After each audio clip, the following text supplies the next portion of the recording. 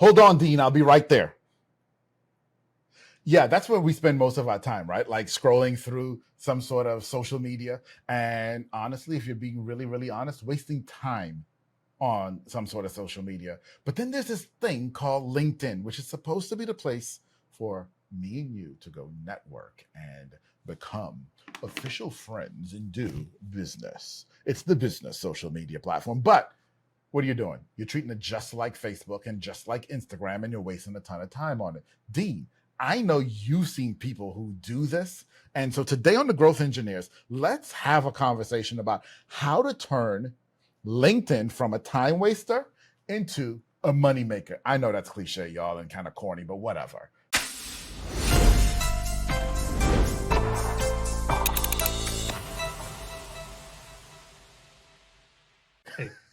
It is what it is, right? We'll go with it. What's up, buddy? How are you today? I am awesome. How you doing? I'm good, man. So listen, LinkedIn, it's interesting because it's the business platform. It started off as a job platform, and now it's become much more of the business and the business networking platform. You can still do job stuff, but even though it doesn't have as much content as some of the other channels, people write so much. I know sometimes I'm scrolling through and someone wrote what looks like a blog. I'm like, I ain't got time to read the 15-minute blog. Mm-hmm. And it ends up wasting a lot of time. Yep. How do we turn LinkedIn from being that time waster into a moneymaker? Yeah. I love this question because it's one that really changes your perspective on how you use the platform. And no big surprise, right? We're going to talk about strategy first when it comes to LinkedIn. Big surprise, right? Hold on. We're talking about strategy? I know, right? The growth engineers talking strategy. What a concept. Now, I will say we'll throw some tactics in along the way, but it really does start with what is your goal of using LinkedIn? And if your goal of using LinkedIn is to sell, you're already off on the wrong foot. Because it is social media. It is, but it's still social first. It's still a social media platform. It just happens to be framed up in a business context. So if you go on and sell, you're just not going to get there, right? I don't know how many messages I get every freaking day, people selling me stuff. And the most generic pitches, it's kind of funny how bad they are, but nonetheless. And they're selling me stuff that I do. So not only are they cold pitching, they're using automation to do so, which is even worse.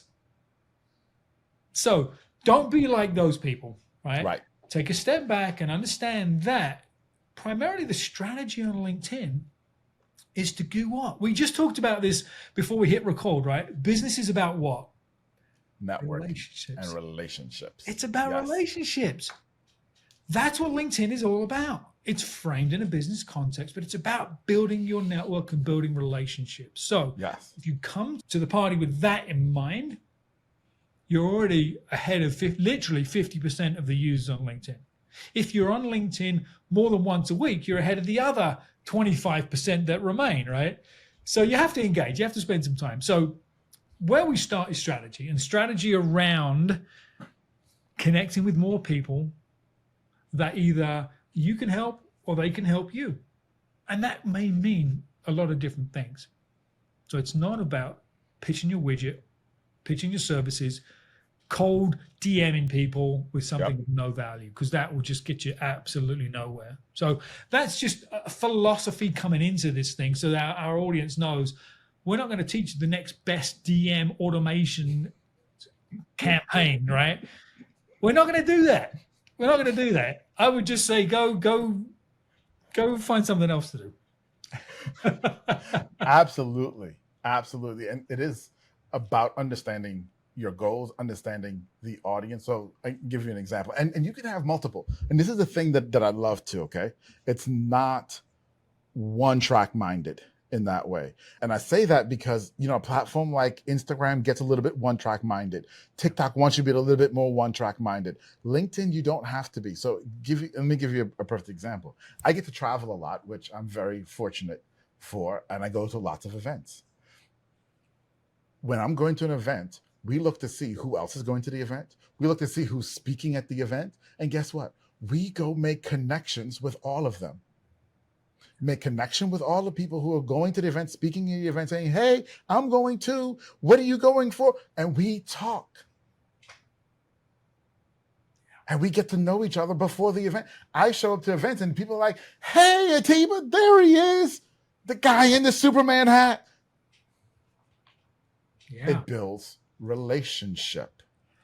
It does. And everybody's at a different place. If you're an employee, let's say you're not a business owner and you're an expert in your field, whatever that may be, and you're not looking for a job, you could certainly use LinkedIn to just share your wisdom, share your knowledge. Things may come back from that. That's awesome. But your goal is just to share your wisdom and knowledge and connect with others in your industry doing similar things. You may not be open to networking. You may not be open to being hired by the next great employer or whatever it is. Or you may be early on in your business and all you need is that first dollar. Your goal is very different. Right? So you got to know that. Yeah. You got to know it. You do. And the other thing I think you have to know is, what does LinkedIn want? Come on now. So what does LinkedIn want? So you really have to understand what LinkedIn wants, right? You've got to work with the goals of LinkedIn to be successful. If you're on TikTok and you're not posting videos on a regular basis, you're not going to win. You're not going to get what you need. So knowing what LinkedIn wants is really important. It's critical, and it has to align with how you think about your LinkedIn strategy. So as an example, with the growth of TikTok video content, the growth of Instagram Reels video content, all YouTube Shorts, it goes on and on and on. LinkedIn decided that, video content's important. So now they're going to reward any post of yours that's video based. They're going to show it to more people. They also like the multi-page PDF post where you can scroll through the carousel, right? Mm-hmm. Because what it does is it increases the time a viewer stays on your post. They call that dwell time. And they connect higher dwell time with higher relevancy. So what you're saying in your content is resonating with your audience.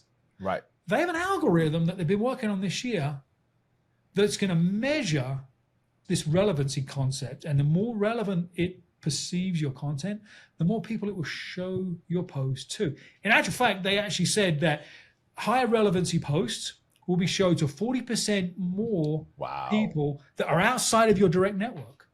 Wow. Think about that. 40% more people outside of your direct network. Hugely important. So we started this whole thing with, what's the strategy for LinkedIn? What is your goal? Your goal is to work with their algorithm and their goals so you can succeed too. Yeah. So that's on the organic side. Yep. Right. Of creating content that posts on there. Right. And you yourself, not just spending time scrolling, but actually creating good content and connecting with people and building your network and so on and so forth. But what about ads? Yeah. This is an awesome topic because this is one of those untapped gold mines that people don't think about. They think about running Facebook ads and how do I get my Google AdWords running. LinkedIn paid content is so powerful because you can target and you can measure. And I'm actually going to flip the mic back to you because I know you're running a LinkedIn campaign right now and you've already started to get some data just in the first week or so. So share with us what you're doing and kind of what are you seeing so far? Yeah. And so for us with ads on any platform, and LinkedIn is no different than any other for us in this way, we do video ads. We're a video agency. Shocker, right? Go figure, right? But we look at ads, we look at content, and getting back, even on the organic side, we look at content of the journey that content needs to take people through. Okay. And so we map that journey through, and we could talk about this on another show sometime. Why, how, and what. That's the journey, the type of content that you take people through. The what content all the way at the end, that's the one with the call to action that says, hey, come buy my thing. Okay. In the ad network. And so that's the first thing there was, we're not going to forsake relationship because it's an ad. Mm-hmm. Okay. So many times you hear ad and you then think they got to buy. I paid money. They got to buy. Sales That's not correct. That's not correct. So what we're doing and what that's working for us right now on LinkedIn, is worked on every platform. We've just started testing LinkedIn with this, and it's working really well, is we've created campaigns where we've got certain ads in what we call the why bucket of content that we told LinkedIn, hey, here's who we're looking for, because LinkedIn does have one of the greatest targeting networks out of all of the social media platforms. Okay. And we said, hey, this is who we're looking for. Go show these ads to them. But we are only interested in collecting in what's called an audience, people who watch 75% of our video. So if you show them a video and they watch less than 75%, we don't want to know about them. We only want people who watch more than 75%. And we can even say we want people who watch multiple of them more than 75%. Right.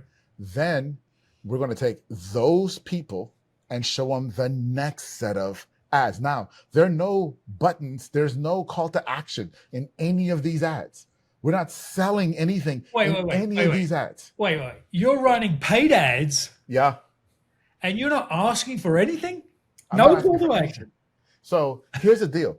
So on Facebook and on the other networks, you can run the ad with no button at all. On LinkedIn, they force you to have a button. And so we have a learn more button, since they forced you to have a button, but that learn more button takes you to my profile. And it says for you to connect with me on my profile. I'm not selling anything. I'm just asking you to be my friend. That's so important. Our audience hears that. That's counterintuitive to most ad philosophies, especially, on any platform, regardless. So you're giving value, you're qualifying by the people consuming that content and moving them to the next funnel, the next stage of communication. Yeah, and I'm going to tell you why this works so well in just a minute once I'm done, because y'all are thinking, man, you're spending money and that's not going to work, blah, blah, blah, blah, blah. I get it. Stay with me. So all those people who watch at least 75% of those videos, we show them the next set of videos. Okay. Now, these next set of videos takes the first videos a little bit further, gives them a little bit more, indoctrinates them into me a little bit more. Okay.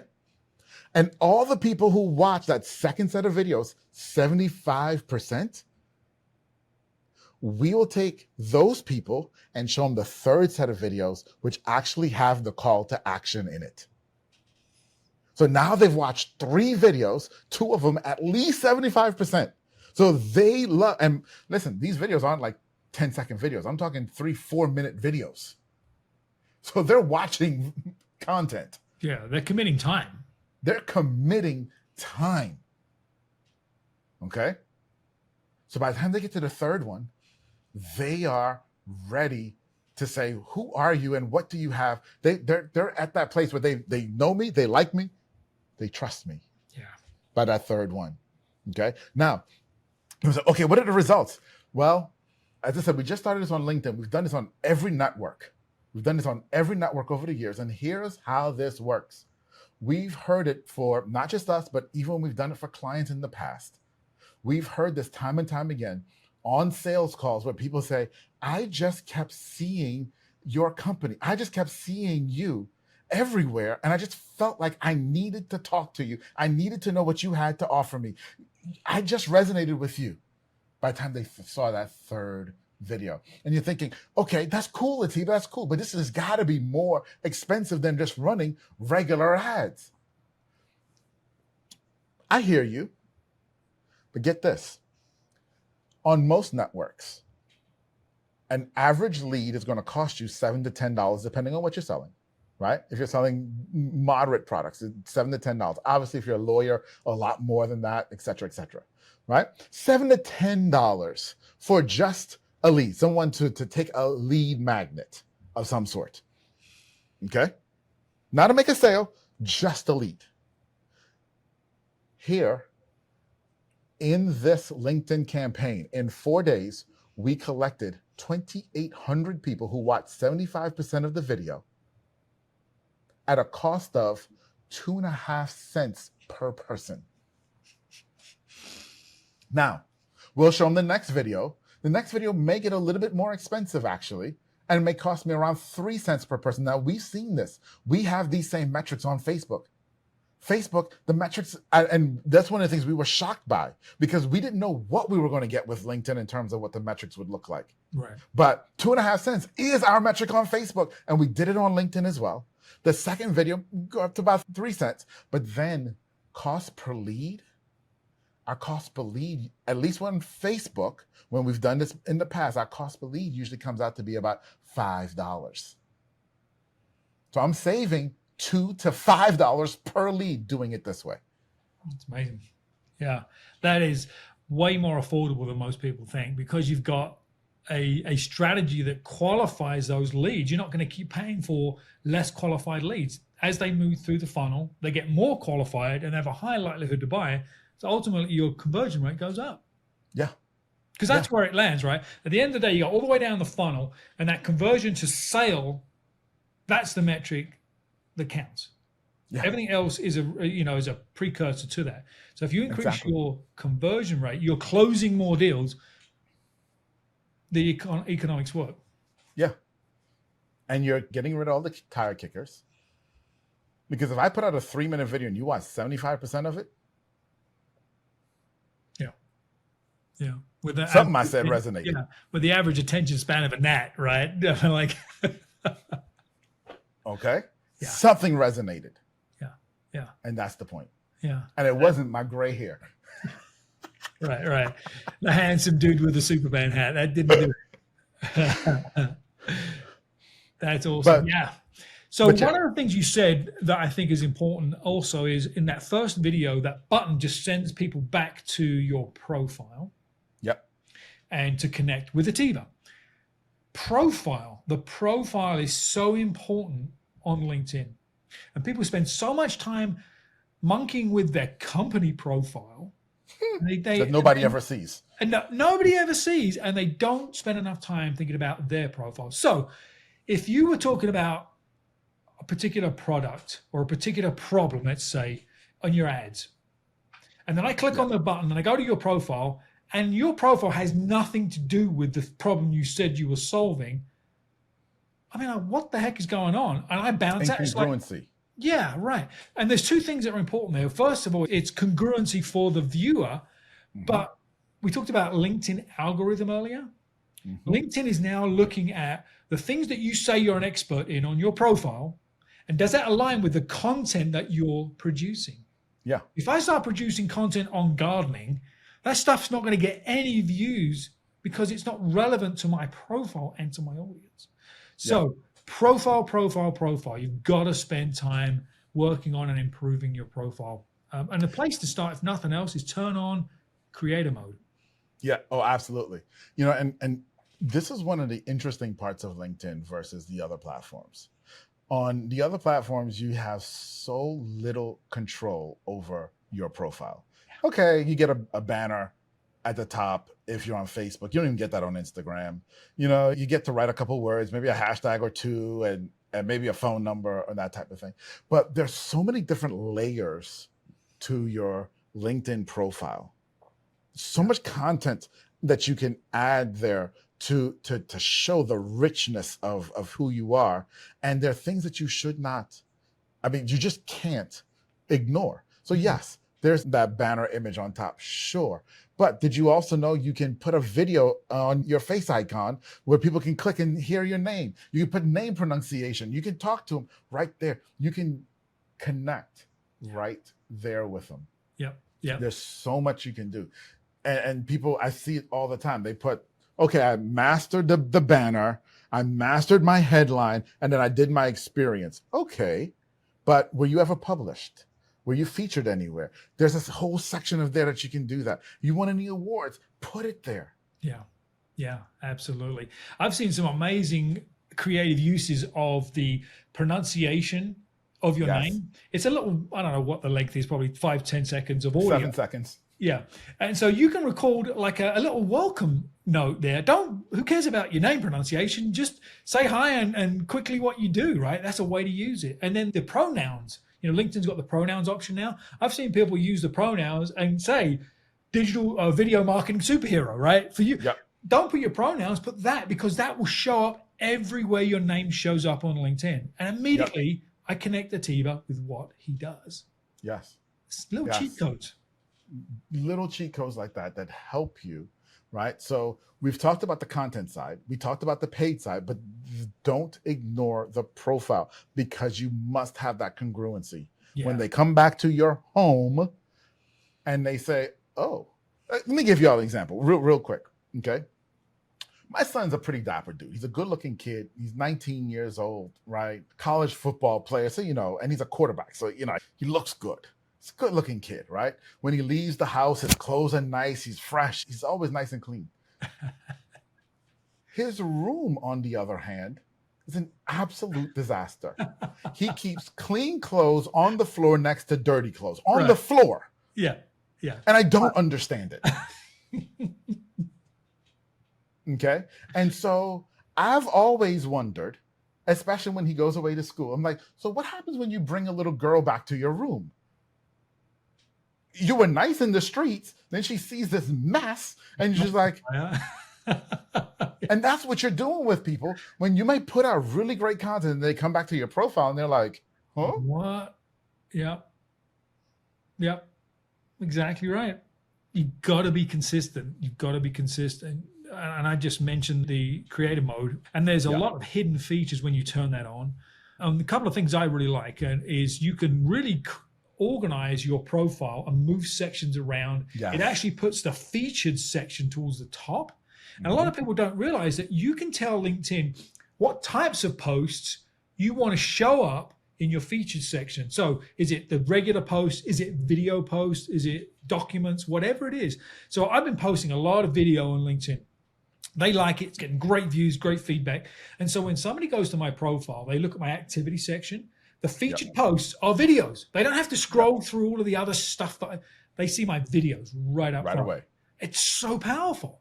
Go to figure out what's resonating with your audience. You can also pin posts to the top of your profile too. So if you've got a call to action, a giveaway, whatever the thing is, you can link to external websites with those pinned posts as well in that features section. There's a lot of ways to make your dorm room look as good as you look when you're out on the town. Yes, absolutely. And last thing I'll say on LinkedIn, you may have more. And when you said little gems and that type of thing, you all want a little gem. You want a gem. Here's a gem. Y'all ready for this? Here's a gem. You connect with people on LinkedIn. You may know them. You get to know them. Maybe you knew them before. Maybe you worked with them, et cetera, et cetera, et cetera. Okay?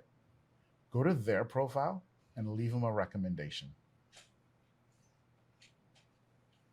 Leave them a recommendation. Oh, but Atiba, why am I spending my time to do that? And I'm not just saying leave a recommendation. Leave one that's going to make them say, oh, crap, that's awesome. Like, write a really, really, really great recommendation. Yeah. Why? They turn around and reciprocate. Yep. And it's the unexpected recommendation that is so powerful, right? If you have this sort of notion of, are you going to do it for me and I'll do it for you, and you have this whole plan schemed out, not that that's bad, but when if I saw that kind of recommendation come out of the blue, wow, that's impactful for me. That makes a difference for me. And that's a great tip. Yep. And if you want more of that, go listen to an episode we did on networking and the different types of networking, different levels of people within your network. And we're going to link that right up here. Well, go watch that.